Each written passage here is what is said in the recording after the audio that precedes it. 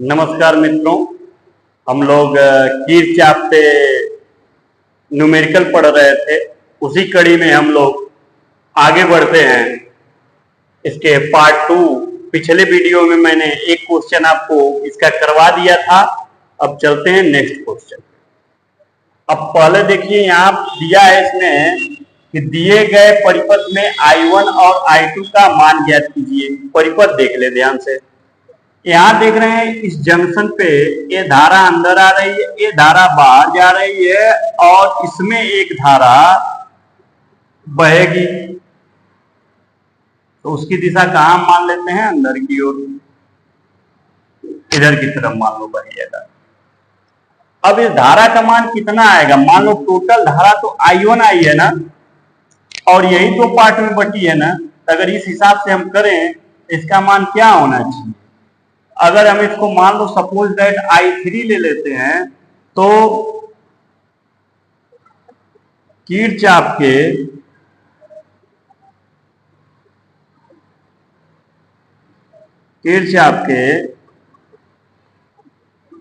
संधि नियम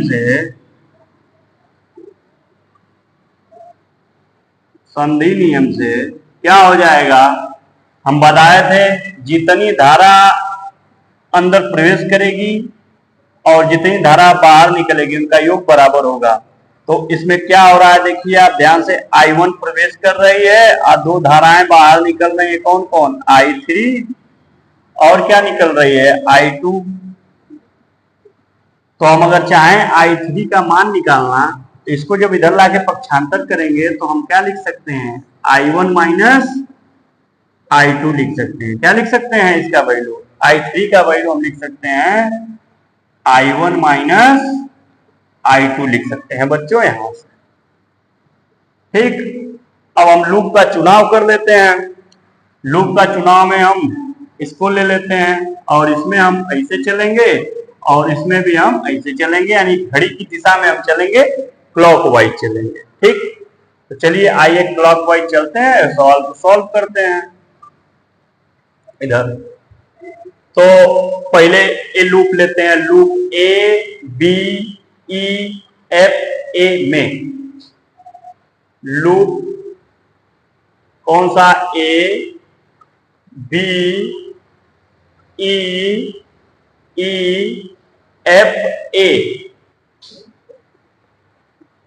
में पोटेंशियल डिफरेंस 0 है। तो ये देखिए हम बताए थे ए से चल रहे हैं तो धारा की दिशा में ही चल रहे हैं और इसमें से होकर गुजर रहे हैं, पोटेंशियल लॉस होगा, चिन्ह माइनस लगेगा, -10 I1। फिर इसमें से भी होकर गुजर रहे हैं, फिर पोटेंशियल लॉस होगा, फिर निशान लगेगा -15 और गुणे इसमें धारा कितनी बह रही है? तो I1 माइनस I2 धारा बह रही है। फिर इधर से आए, फिर इधर से होते हुए इसे आए, माइनस से प्लस पे आ गए तो यहाँ निशान लगेगा +3 बराबर 0। ये आएगा कितना? -10 I1 -15 I1 minus minus plus 15 I2 +3 बराबर 0 हुआ।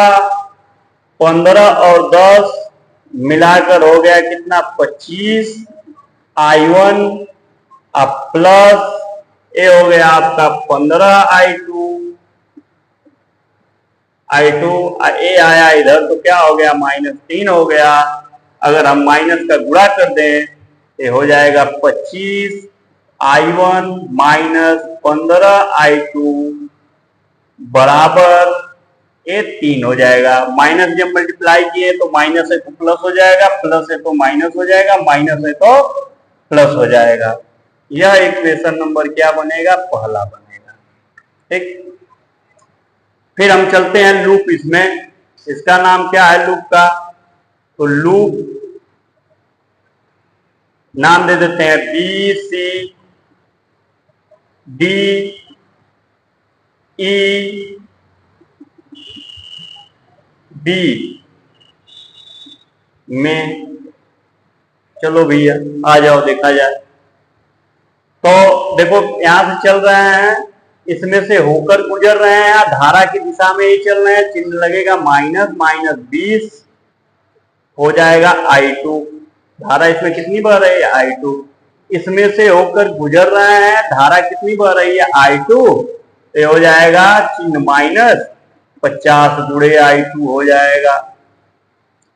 फिर इसमें से होकर गुजर रहे हैं, इसे आ रहे हैं, फिर ये देखिए धारा हमारी तरफ आ रही है, हम इससे होकर गुजर रहे हैं, तो पोटेंशियल गेन होगा। और इसमें करंट कितना बह रहे हैं? गेन होगा, तो प्लस चिन्ह होगा, 15 गुणे यहाँ हो जाएगा I1 माइनस I2 हो जाएगा, और बराबर 0, क्योंकि मैं वहीं चला गया। यह हो गया 20 और ये जोड़ दें तो कितना हो जाएगा? 70 I2 हो जाएगा। इसका इसमें गुणा कर दें तो 15 I1 हो जाएगा, माइनस हो जाएगा 15 I2 इक्वल टू क्या हो जाएगा? 0। ये हो जाएगा ए और ए जुड़ जाएगा, तो कितना हो जाएगा जुड़ के? 85 हो जाएगा, 85 I2 हो जाएगा, ये आएगा 15 I1 बराबर 0। ए माइनस से इधर आ जाएगा, तो 15 I1 बराबर हो जाएगा 85 I2। 5 से हम काट दूं अगर इसको, तो कितना आएगा? 5 3 15 और 17 85 हो जाएगा। ये आएगा क्या? I1 बराबर 17/3, यहाँ क्या बचेगा? I2 बचेगा। ये मान जो I1 का आया है, इसको हम रख देते हैं उठा के समीकरण नंबर 1 में। यहां लिख देते हैं I1 का मान समीकरण 1 में रखने पर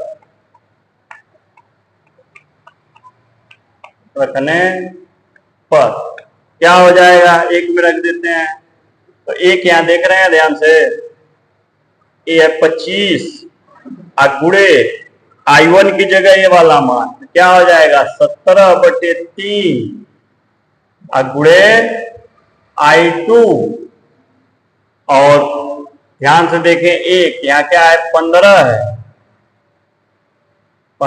है और I2 है, बराबर है क्या है? 3 है।